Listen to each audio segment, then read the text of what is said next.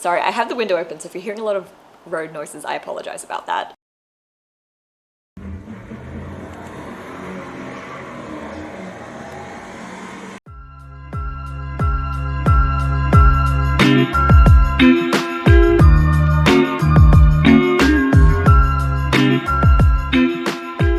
Hello, and welcome to Acorn Knits. My name's Natalia, I'm a knitter based in Sydney, Australia, and this is just my little nook on the internet where I like to talk about all things knitting.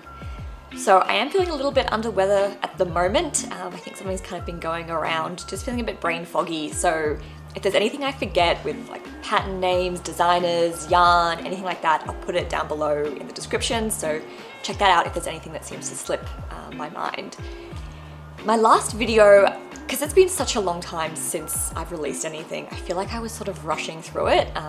There's just been a lot going on and I just don't have as much time to put aside for recording as I would like. So I feel like I did kind of rush through it. I didn't really go into details with anything that I had. So this episode, I'm gonna hopefully try and be a little bit more detailed, sort of give you a bit more information about what I'm knitting, so you can, I don't know, just learn a little bit more about it. So anyway, let's get started. I am wearing the Textured VT by ThorsonKnits. It was a test knit that I did. Really fun. It's a t-shirt. Get up so you can see it a little better. I just got it tucked into some jeans, but just a fingering weight t-shirt knit from the bottom up. I did waist shaping for mine, and it's a, I don't know if you call it, it's not a broken rib, it was something else. Was it even called interrupted rib or something like that? I'll put the right name across here, but really cute, very simple. And then it's got a V-neck shaping with some I-cord along the edge, and a little bit of twisted rib at the cuff and also along the hem. She gives a kind of general idea of how many stitches you should be picking up. And as I mentioned in my last video, I would have reduced it by probably quite a few, so it's just a little bit more fitted. Just because the entire garment is generally a bit more fitted on me, that the sleeves don't seem to be as in keeping. But aside from that, which is really probably just a design choice, so nothing wrong with the pattern. The pattern itself was really, really easy to follow. It was the first one by Nicole ThorsonKnits that I'd ever done, so I thought it was very, very clearly written, very straightforward and easy to follow. And from doing that test, she very kindly gifted a pattern of her. Like, you could choose which pattern you'd like for her to gift to you, and I chose, I think it's called the Endless Rib Sweater. It is really beautiful. I'm really, really keen to cast that one on. The only thing is, in Australia, we are coming into our summer. We're not in the Northern Hemisphere, so it's going to be a little while, at least 6 months before I'd be able to wear it. But regardless, I mean, that doesn't stop me from knitting it. Yes, so that's what I'm wearing. Oh, and the yarn it's knit in is Bendigo Woollen Mills Tranquility, which is a 4-ply fingering weight yarn that is a blend of wool, silk, and nylon. I can't remember the exact composition, but that will be down below. It's sort of more designed, I suppose, as a sock yarn.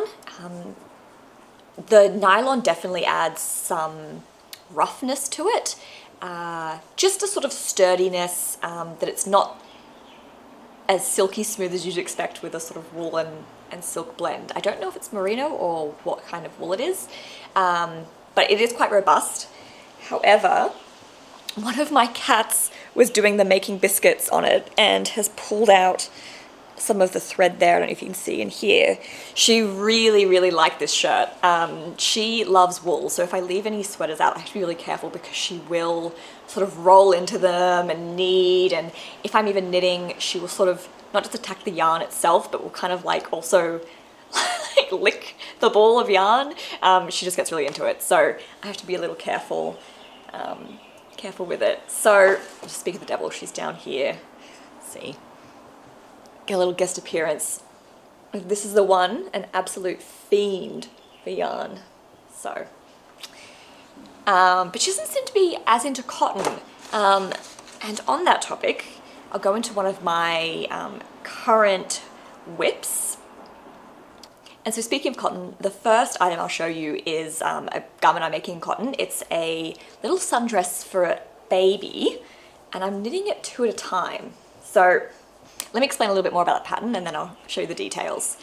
So a friend of a friend is having her first baby. It's a little girl. She's due actually pretty soon. It's October when I'm filming this, and I think she's due sort of near the end of the month, which will be an Australian summer. So I've already knit a little a baby jacket and some little baby booties that I'm giving to my friend to then gift to her friend. So I knit them up for maybe a size, I think it was 3 to 6 months, because once again, if the baby's being born in October, she's going to be, you know, in her first few months are going to be through an Australian summer where you definitely don't need a woolen jacket.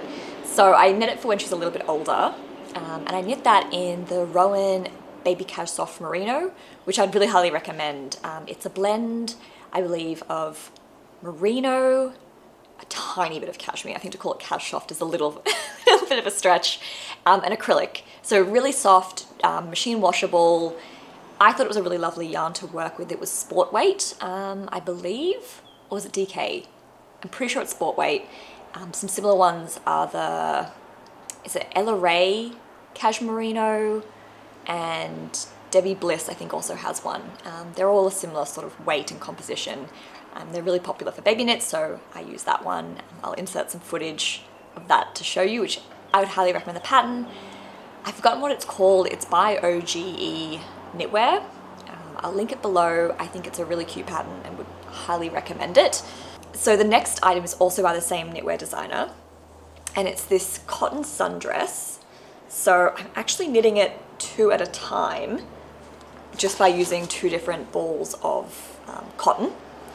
And this one here it's by Patons. It's a DK weight 50-50 blend of cotton and acrylic. And with that blend, I was expecting a little bit more give from the acrylic in the way that it would sort of act a bit more like wool, but it really just feels like a cotton. So if I get up close, there we go. You can see it's got no give. So to me, it just feels like a soft cotton. I wouldn't even really know that there was acrylic in here, if I'm totally honest. But as I had previously gifted some baby knits to a friend, I think it's best to gift things that don't have to be hand washed. One, people aren't knitters, so they maybe don't have the same knowledge of how to care for woolen items. Also, that if you're a new parent and I think you're sleep deprived and you've got a baby, the last thing you want to worry about is delicate laundry. I think you just want to chuck things into a washing machine and not have to worry about it. So I think this was a good option, as was the Rowan Cashsoft Merino, Baby Cashsoft, something like that. So yeah, knitting 2 at a time. I didn't actually expect this to be pieced. I thought it was going to be in the round, but it is not. It's knit flat. I had to size down quite a few needle sizes. I think I'm knitting this on 2.5, and I think the original was 3.5, but it gave me a really loose fabric. I much prefer the density of this one. And I had a few false starts. I had an issue, I think, with some of these little flower motifs at the start. I just missed a stitch and it kind of got all funny. I also cast on, so then I ripped back with that, and then I cast it on again, but I accidentally cast on using the pattern for the jacket, and I had this garter ribbing at the bottom, well, not ribbing, but garter edge at the hem. And I was thinking, I don't remember this having a garter, such a big garter hem to it, and it wasn't, it was the wrong pattern. So instead it has these sort of, not short rows, but kind of like a feather and fan pattern, and then it goes into the ribbing here. Oh, can you see? There we go, into the ribbing, and then you've got those little like lace flower motifs, and then you decrease into the little sort of chest here. So one of these will just be cast off, and the other one will continue to knit, and I'll knit some straps. And then once the straps are done, they just need to be seamed together. So then you'll have a little dress. And I think that's really cute for an Australian summer. It is quite heavy because it is a DK, so I don't know how cooling it will be. I don't want to sort of overheat the baby. But anyway, so that's something I've been working on. The pattern name, I cannot recall for the life of me. I will link that below with all the details. And I'll also link to any Ravelry project pages that I have these on. Oh, here we go. Yes, so the designer is OGE Knitwear. This is called the Summer Sundress with the matching sun hat. So I will probably have quite a bit of yarn left over, I think, from the dress, so I may knit the matching sun hat, but that's what that looks like. Then as for my next work in progress, I showed this on the last episode, but I feel like I didn't go into a lot of detail with it. I also feel like I was kind of rambling, so probably didn't make a lot of sense. But this is my basic Raglan pullover by Herriot Locatelli, and I'm knitting it in Juniper Moon Farms Herriot, which is 100% alpaca. So I'm calling it my basic alpaca Raglan. This is it here. So I've made a bit more progress on it. I am knitting the sleeves 2 at a time. There we go. And the way I was doing that is that, let's say I had a ball like this and I was pulling one from the center and one from the outside, and I was using that to knit either side of the sleeves. And then I would do it where I would knit 5 rows, like 5 rounds in one sleeve, swap to the other, 5 rounds. I probably started by doing 10, and then as the ball got smaller and smaller and smaller, I didn't want it to be uneven, so then I'd knit 5 on one side, 5 on the other. And I found that worked quite well. I also did the same thing for the baby cardigan that I knit that I was just talking about. I'll show some footage of that. I found that really helpful to just sort of have 2 at a time sleeves. I've never really done that before, and I think I'm converted. Just also knowing that they're going to be identical, there's not going to be one's not going to be off by a few rounds, because I feel like when you're knitting and it says knit to 20 centimeters, you can kind of alter that by how hard you're pulling on the arm, or sort of where you place it. You can be off by not a huge amount, but you know, a few rows potentially, and I'd like things to be a little bit more, you know, even. So anyway, 2 at a time sleeves, I am really, really liking it.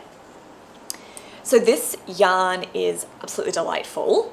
It's got a really nice like drape, so soft, unbelievably soft.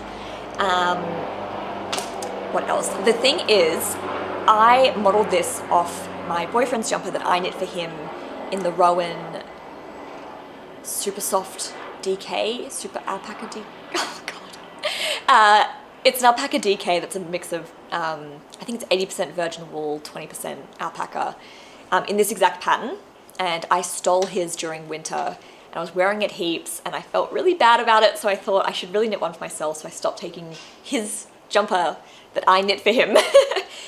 And so I've knit this for myself. I have done waist shaping with it here, but what I liked so much about his is how oversized and cozy it was, so I'm thinking maybe the waist shaping was not the best idea, because while the sleeves I didn't do any decreases for, so they are quite nice and oversized, I think I'm probably going to rip back and omit the waist shaping, because normally I do waist shaping in everything, but that's probably not what I'm looking for with this garment.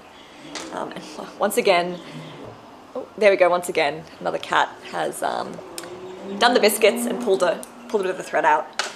So because I wanted to knit one for myself, but I wanted to base it very heavily off the one I did for my fiance, and his, because it is so much bigger on me, has sort of like a boat neck rather than a crew neck, which the original design has. So part of that is because it's a larger size, but I think the alpaca also does it because it doesn't have, you know, much elasticity. It sort of wants to stretch out. So what I did was I cast on for his size, which was a size medium, and then I increased along the raglan lines until I hit the stitch count for what should be my size, which was, I think, an extra small. And then I just split the sleeves and went from there. But I do wonder if I should have given it a little bit more ease, if perhaps, because I did like such an oversized fit, if I shouldn't have increased out just to my size, if I should have continued to increase out. But I will think about that. Definitely, I think I'm going to rip back the waist decreasing. I don't think that that's quite the look I'm going for with this particular one. But it is stunning. Let me get a little closer. Really beautiful, so soft. If you can get your hands on this, I would highly recommend it. It was pretty affordable from memory. I believe it was very affordable. I believe each skein was 100 grams and cost around about, was it AUD, like $30 a skein, maybe a little bit less, which would probably be around $20 US, which I think is pretty good for 100 grams of DK weight yarn that's 100% alpaca. So that is my basic raglan pullover by Herriot Locatelli that I've slightly adopted. Then the last garment I will talk about is the Strand Sweater by Strikkechick, I think, who's Samantha Swarmy, I believe is her name. Sorry if I'm getting that wrong. I mentioned it in the last episode, and I was saying how I really wanted to knit it with PetiteKnit. I think that would have been a really good matching. PetiteKnit by Santa's Garn isn't, I wouldn't say it's necessarily difficult to get in Australia, but it is harder to find, and there's very limited selection of colorways unless you're going to be ordering from overseas. But a local brand called Bendigo Woollen Mills, which I've talked about. Sorry, I have the window open, so if you're hearing a lot of road noises, I apologize about that. Anyway, back to what I was saying. So a local brand I've spoken about before, they're called Bendigo Woollen Mills. They are, as the name would suggest, a woolen mill, and they spin and dye everything themselves. And this yarn is a new release from them. So this is called Woodlands, and it's in the color Natural. So it's an 8-ply yarn blend, which is a blend of wool, bamboo, mohair, and neps. Now these are amazing. This is 200-gram ball with 400 meters to it. So very much a true DK. And it reminds me a lot of the PetiteKnit by Santa's Garn in the natural tweed, which I really, really liked. And this whole ball cost, I believe, was it 16 Australian dollars, something like that? So 8 AUD per 100 grams is remarkable. I love Bendigo Woollen Mills. I think they are just unbeatable when it comes to price, like the price and quality index, unbeatable. So that is what I decided to make my Strand sweater out of. And I'll show you where I'm at with it now. So it is a bottom-up construction, and then you knit the sleeves separately and then join in the round. So I've got where I'm at with it. I only recently just joined the sleeves in, and you can see they've got sort of holes at the bottom here. I don't know if there's an easier way to show it. Probably not. But I'll need to seam that up together later. But then now that all the sleeves are joined in, I'm just knitting in the round, and then I'm going to start decreasing along the Raglan lines. One alteration I've made, which is probably a little too soon to even be able to tell, is that rather than doing a 2-stitch Raglan line, I'm doing a singular stitch, and it's going to be just in twisted rib, or rather twisted stockinette. I don't know what you call it when it's singular. And so that's the only modification that I have made. Once again, I had to size down needles again. I think the original on this was in 5.5 millimeters. I had to size down to 4.5. I never would have considered myself a loose knitter, but something's happened. I don't know if it's the needles that I'm using, if it's the fact that I'm knitting continentally. Regardless, I find that I'm having to size down in quite a few patterns, far more so than I used to. Maybe I'm just paying attention to gauge a bit more than I used to. I don't know. I also think I probably used to be a tighter knitter. I don't know. But this is how it's coming up. It looks tiny. Really, really cute stitch pattern. So these aren't cables. Here we go. So they're a really simple repeat, really, really easy to memorize. And the hem is in twisted rib, and as you can see, I've done a tubular cast on. Same for the sleeves. There we go.